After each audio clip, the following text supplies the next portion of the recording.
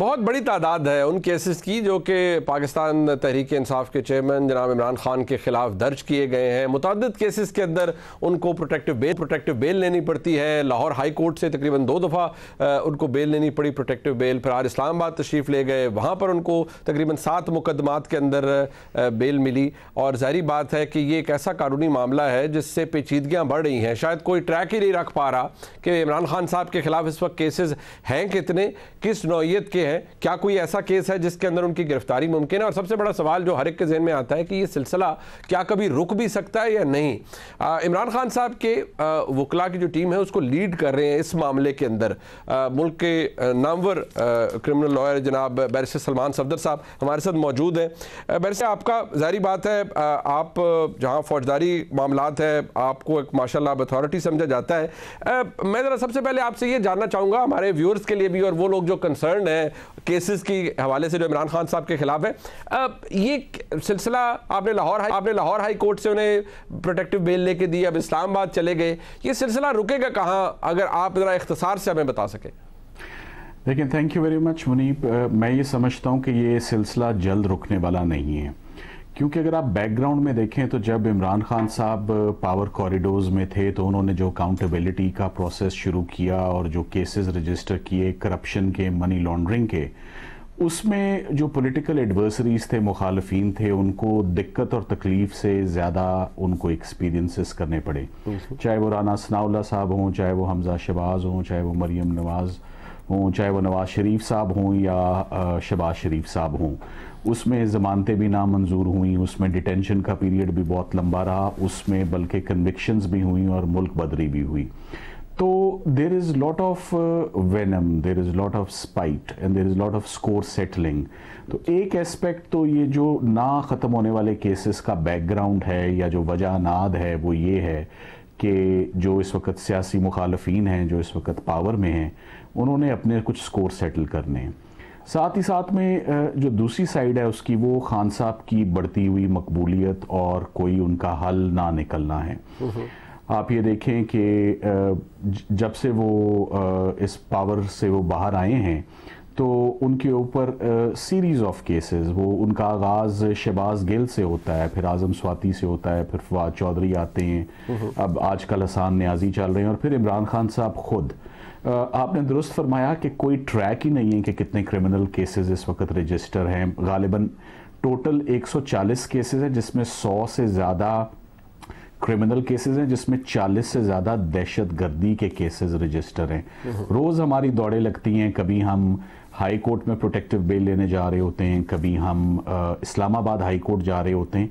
मगर अनफॉर्चुनेट बात यह है कि क्रिमिनल मशीनरी को जो कि इंडिपेंडेंटली जिसको काम करना चाहिए, चाहे वो नैब है, ख़ास तौर पे फेडरल इन्वेस्टिगेटिंग एजेंसी है, या वो पुलिस स्टेशंस हैं, और इस्लामाबाद की पुलिस जो नीली वर्दी पहनती है, काफ़ी हम उसको एक मुख्तलिफ नज़र से देखते थे, एक बेहतर पुलिस समझते थे। सेक्रेटेरिएट का थाना, ये रमना का थाना, ये हब बन चुके हैं पॉलिटिकली मोटिवेटेड केसेस के, और एक के बाद एक जो है वो केस रजिस्टर जो है हो रहा है। मगर इन तमाम केसेस में अगर आप देखें कि अगर 100 से ऊपर रजिस्टर भी हुए हैं केसेस आज दिन तक, तो फ़ौरन ही जमानत हो जाती है। कोई एक भी ऐसा केस नहीं है जिसमें गिरफ्तारी एतराज़ भी होता है ली जा सके। आप कोई सवाल पूछना चाह रहे हैं? बिल्कुल, जिस पे बहुत एतराज़ भी होता है कि फौरी तौर पर रिलीफ मिल जाता है, जमानत हो जाती है, इस पर बहुत एतराज़ भी होता है। बिल्कुल जी, केस के अंदर अगर सब्सटेंस ही नहीं होता तो जजेस ने of course on the face of it, अगर केस में कुछ नहीं है, बड़े माइनर, बड़े ट्रिवियल चार्जेस, जैसे आप ये देखें मुनीब, मैं गवाह हूं इस बात का कि वो 6 दफ़ा से ज़्यादा गुज़िश्ता 3 माह में अपने घर से बाहर नहीं निकले ही नहीं। जब निकले सिर्फ कोर्ट गए हैं, तो सिर्फ कोर्ट आने जाने पर अगर 50 मुकदमे रजिस्टर हो गए हैं, तो ये सबको नज़र आ रहा है कि वो क्या हो रहा है।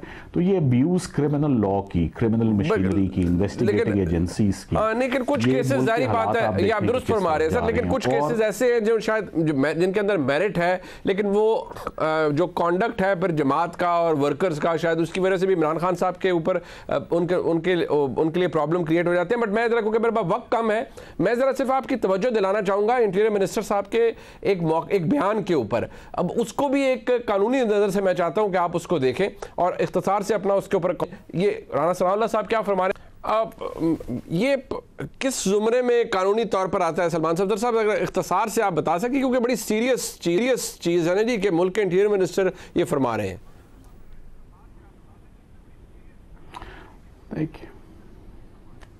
देखिए ये this is most unfortunate, highly condemnable कि आपने एक नेशनल टीवी पे आके आपने एक ऐसी बात की है जो कि कोई ढकी छुपी बात मेरी नज़र में नहीं है।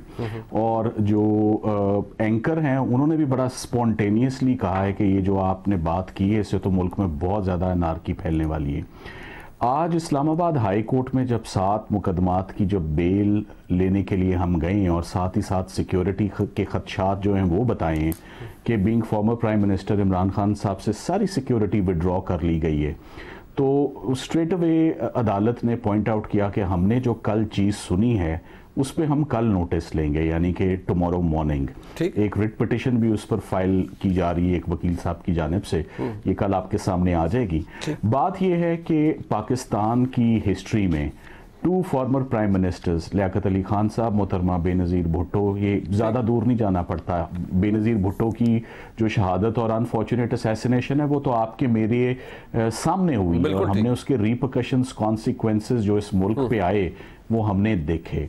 तो the last thing we want to happen in Pakistan at this juncture, जहाँ इतनी इंस्टेबिलिटी हो, जहाँ इतनी अनसर्टेनिटी हो, वो ये इररिस्पॉन्सिबल स्टेटमेंट है जो कि ऑफ कोर्स क्रिमिनल लॉ के जुमरे में आता है। आपने पूछा कि किस कॉन्टेक्स्ट में फॉल करती है, ये तो एक थ्रेट है, and that too by an officer, by a man who is holding such an important portfolio. Very unfortunate. बिल्कुल ठीक।